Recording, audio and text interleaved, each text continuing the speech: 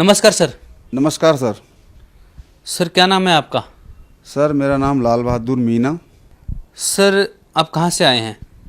Sir मैं शाजापुर ज़िले के गांव हिराना से आया हूं और मध्य प्रदेश पुलिस में जिला पुलिस बल भोपाल में सेवारत था।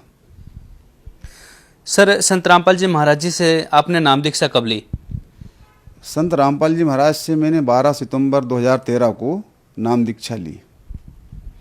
संत रामपाल जी महाराज जी से नाम दीक्षा लेने से पहले आप क्या भक्ति साधना करते थे?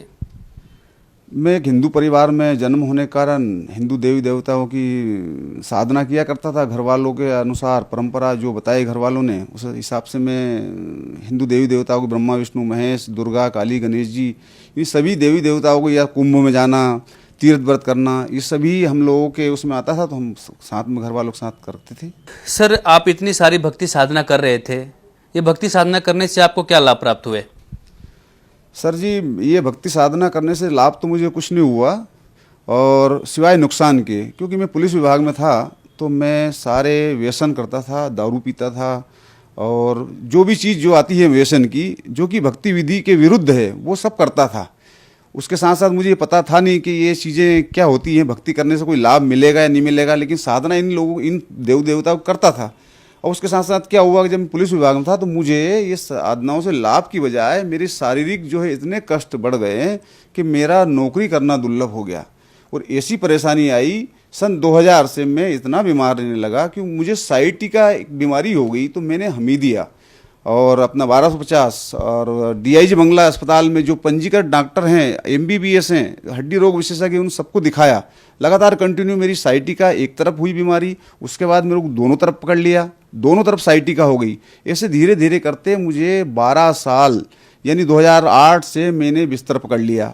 कुछ समय में मेडिकल ले लेता था, कुछ समय के बाद मेरी सारी छुट्टियाँ खत्म हो गई और मैं इतना परेशान रहने लगा कि मेरी हालत ख़राब हो गई। मैंने देवी देवता यहाँ तक कि कुंभ, महाकाल की भस्म आरती, देवी दुर्गा की पूजा और अन्य उपासनाएं, जादू टोटके, जंतर मंतर जितने मुझे दूसरों ने बताया वो सब किए, लेकिन मुझे कोई लाभ नहीं मिला और मैं नौकरी पे भी जाना मैंने बंद कर दिया।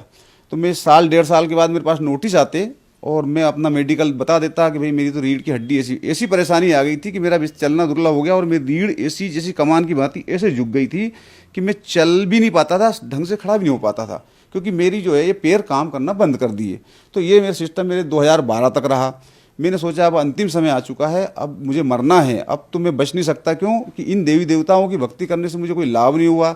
सत्संग भी सुनता है इनको तो यही कहते थे कि पाप कर्म जो है भोगने पड़ते हैं। तो इसलिए फिर मैंने ज़्यादा और नशा करना शुरू कर दिया। तो मैं बिस्तर पर पड़े पड़े दारू पीता और भांग भी खाता था। जब कभी आया उज्जैन चला गया, महाकाल की भस्म आरती देख ली, लेकिन मुझे शांति कहीं नहीं मिली। 2012 तक मेरी हालत ख़राब है, बच्चे परेशान हुए, पूरी फैमिली मेरी परेशान थी कि कैसे भी मैं बचूं या मरूं, लेकिन मर जाऊं तो कम से कम घर वालों को पिंड छूटे। लेकिन मेरी मौत भी नहीं आ रही थी मुझे, मैं परेशान हो गया। आत्महत्या करने का कई बार मैंने विचार किया कि मैं आत्महत्या कर लूँ, लेकिन आत्महत्या भी नहीं हो पाई मेरे से। तो ऐसे में पड़े पड़े सत्संग सुनता रहा। 2013 में मैंने टीवी चैनल पे साधना चैनल पे संत रामपाल जी महाराज का मैंने सत्संग सुना। उनने बताया कि भाई शास्त्र विरुद्ध अगर साधना करोगे तो उससे पाप मुक्त नहीं होते हैं, पाप मुक्त नहीं हो पाओगे, और शास्त्र के अनुसार सदगुरु जो भक्ति बताता है उस अनुसार करोगे तो तुम्हारे पाप मुक्त हो जाएंगे और तुम जीवन में सुखी हो सकते हो। तो मैंने सोचा भाई क्यों ना संत जी के कुछ दिन प्रवचन देखें। तो ऐसे मैंने 2-4 दिन प्रवचन देखे। उसके बाद एक पट्टी चलती है, उसमें निःशुल्क ज्ञान गंगा मंगाने का एक ऑप्शन होता है। तो मैंने पड़े पड़े बिस्तर में, चल तो पाता नहीं था मैं, तो मैंने वो SMS कर दिया। तो एक दिन तो मेरे से SMS ही नहीं हुआ, क्योंकि मेरे हाथ पैर कांपते थे। तो एक दिन तो पूरा मैं पता लिख नहीं पाया। दूसरे दिन मैंने SMS किया। 7-8 दिन में मेरे पास ज्ञान गंगा पुस्तक बाई पोस्ट आई। और जैसे ही मैंने उसको पढ़ा तो मुझे पूर्ण रूप से विश्वास हो गया कि हाँ अब मुझे मेरे दुखों का अंत करने वाला कोई सदगुरु है, संत रामपाल जी महाराज हैं, वो शायद मेरा दुखों का अंत वहाँ से हो सकता है। तो क्यों ना मैं जाऊँ। और मैं बरवाला गया, मैंने संत रामपाल जी महाराज जी से नाम दीक्षा ली। जब हम संत रामपाल जी के शिष्यों से मिलते हैं, उनके अनुभव सुनते हैं, तो उन्हें कोई ना कोई शारीरिक, मानसिक या आर्थिक लाभ अवश्य होते हैं। तो आप भी संत रामपाल जी महाराज जी से जुड़े और संत रामपाल जी महाराज जी से दीक्षा लेने के बाद आपके क्या अनुभव रहे सर? देखो, संत रामपाल जी महाराज से जुड़ने के बाद अनुभव की कोई कमी नहीं, चमत्कारों की भी कोई कमी नहीं। सबसे पहली बात तो ये है कि आज मैं आपके सामने खड़ा हूँ, जो कि पूरा झुक के चलता था, पूरी रीढ़ बेकार हो चुकी थी, जिसका अमेरिका में भी कोई इलाज नहीं। मैंने पुलिस विभाग में सारे मेडिकल डॉक्यूमेंट्स लगा चुका था, सारे अधिकारी ऑफिसर्स जानते थे कि इसका बचना मुश्किल है, और कईयों लोगों को तो अभी पता होगा कि शायद ये मर गया होगा। सारे डॉक्यूमेंट लगे हैं। अब ऐसी बीमारी जो कि अमेरिका जिसका इलाज नहीं कर सकता, लेकिन संत रामपाल जी महाराज से जब मैंने नाम उपदेश लिया और पूर्ण परमात्मा की, संत रामपाल जी महाराज ने मुझे भक्ति बताई, शास्त्रों के अनुसार, गीता, बाइबिल, कुरान, सारे शास्त्रों के अनुसार, चारों वेदों के अनुसार जब उन्होंने भक्ति बताई, उस भक्ति से मुझे इतना लाभ हुआ कि मेरा शरीर स्वस्थ हो गया, सारे नशे छूट गए, बीड़ी, भांग, गांजा, शराब, अफीम, चरस, यानी कि मेरे रिश्तेदार या मेरे घर वाले जो परेशान थे, इतने सुखी हैं आज कि मैं बता नहीं सकता आपको कि मेरे बच्चे कितने सुखी हैं। और उसके बाद मेरे पे कर्ज भी हो गया। दारू पीने वाले आदमी पे कर्ज हो ही जाता है, लेकिन मेरे सारे कर्ज भी सारा माफ़ हो गया परमात्मा की दया से। किसी का कोई देना लेना नहीं है, और पूरा परिवार इतना सुखी है कि शायद यहाँ का दूसरा कोई व्यक्ति सुखी नहीं हो सकता। बिना संत रामपाल जी महाराज की कृपा के मैं कभी सुखी हो ही नहीं सकता था, क्योंकि मैं तो मरणासन स्थिति में पहुंचा था। दूसरा लाभ मुझे ये हुआ, चमत्कार ही समझो परमात्मा का, जो संत रामपाल जी महाराज के माध्यम से मैं जुड़ा रहा। तो मैं हिसार पेशी पे गया था, तो मैं जैसे पेशी से आया, दूसरे दिन मैं अपने बच्चों की पुस्तकें लेने, सुजालपुर मंडी है वहाँ मैं पुस्तक लेने चला गया, तो मेरी पत्नी और बच्चे घर पे ही थे। तो मेरे गांव में एक बाउंडर उठा, जैसे हवा का एक चक्रवात आता है, इतनी स्पीड का चक्रवात था कि उसने कईयों बड़े बड़े पेड़ उखाड़ के जमीन से बाहर फेंक दिए, कईयों तोड़ दिए, और वो मेरे घर से 20 फीट दूरी से आके वो बाउंडर ऐसा फटा कि पीछे वाले भी झाड़ तोड़ दिए। मेरे भाई का मकान, आगे भी मेरे भाई का मकान था, उनकी छतें उड़ा के 1.5 किलोमीटर दूर ले गया। लेकिन मेरी पत्नी को ये पता था, मैं बताया करता था कि जब कोई विपत्ति आती है तो संत रामपाल जी महाराज के द्वारा दिया हुआ मंत्र अगर जाप करेंगे तो वो परेशानियां दूर हो जाती है। तो उसको वो पता ध्यान आया, तो उसने संत रामपाल जी महाराज से नाम मंत्र सतनाम ले रखा था, और सतनाम का जाप शुरू कर दिया। छोटे वाले बच्चे ने भी प्रथम नाम था तो वो प्रथम नाम जाप करने लगा। तो ऐसा ये हुआ कि सारे गांव के दंग रह गए कि इसकी एक कवेलू, इसकी एक पल्ली तक नहीं हिली। और ये पूरे मेरे भाई के पीछे वाले और आगे वाले के सारे मकान उड़ गए, पूरा बगदा जितना रखा था, गेहूं का भूसा रखा था, सारा उड़ा ले गया। लेकिन हमारा जरा सा भी बाल बांका नहीं हुआ। और मुझे जब ये खबर सुजालपुर लगी तो मुझे विश्वास तो था, लेकिन फिर घबराया सबने के सारे मकान टूट गए तेरे गाँव के, और वो तेरे भाई के सारे टूट गए, पता नहीं कितना नुकसान हुआ है।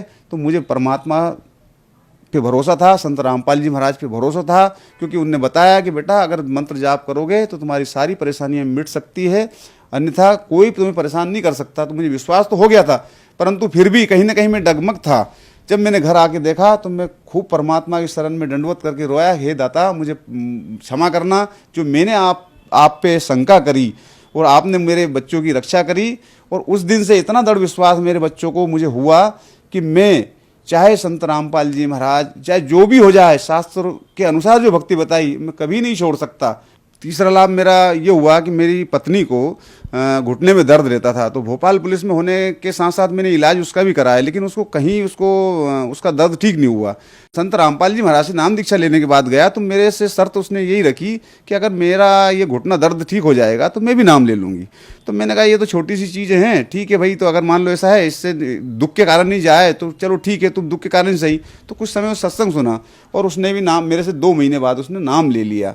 तो 1-1.5 महीने तक भक्ति करने के बाद उसका जो है घुटने का दर्द ठीक हो गया।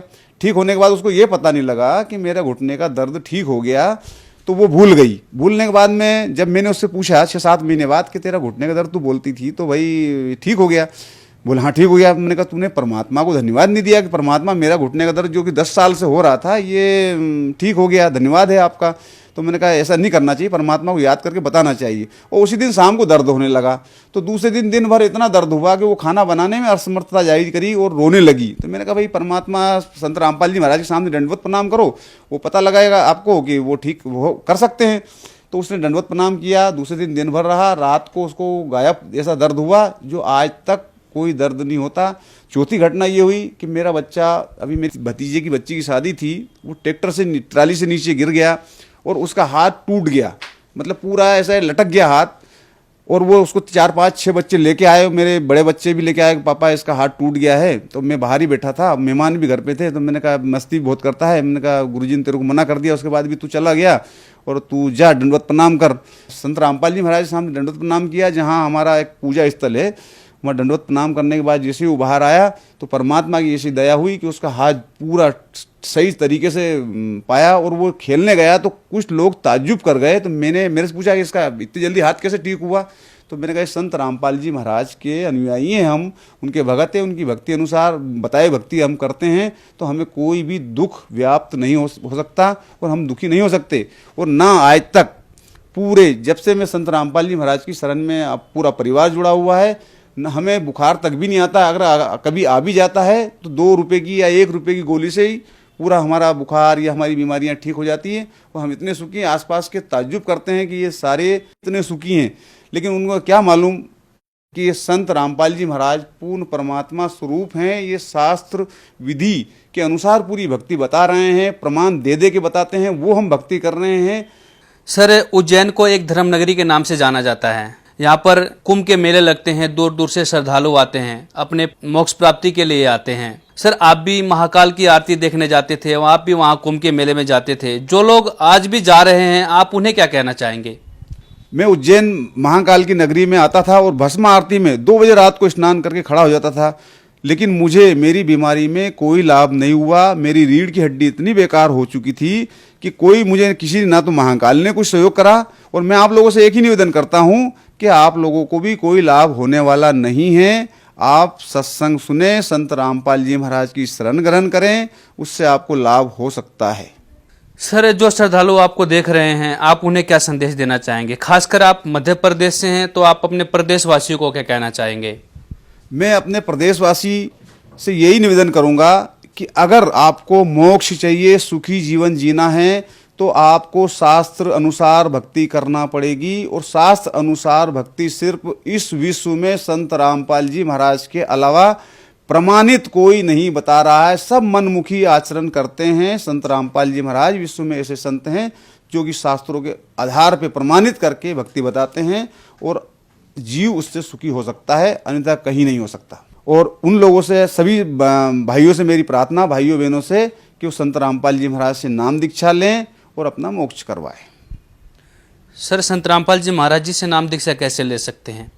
कईयों टीवी चैनल पे संत रामपाल जी महाराज के सत्संग आते हैं, उस पर एक पट्टी चलती है, उस पर सतलोक आश्रम के नंबर लिखे होते हैं। उन नंबरों पे फ़ोन लगाकर आप नामदान केंद्र की जानकारी ले सकते हैं और नाम दीक्षा ले सकते हो।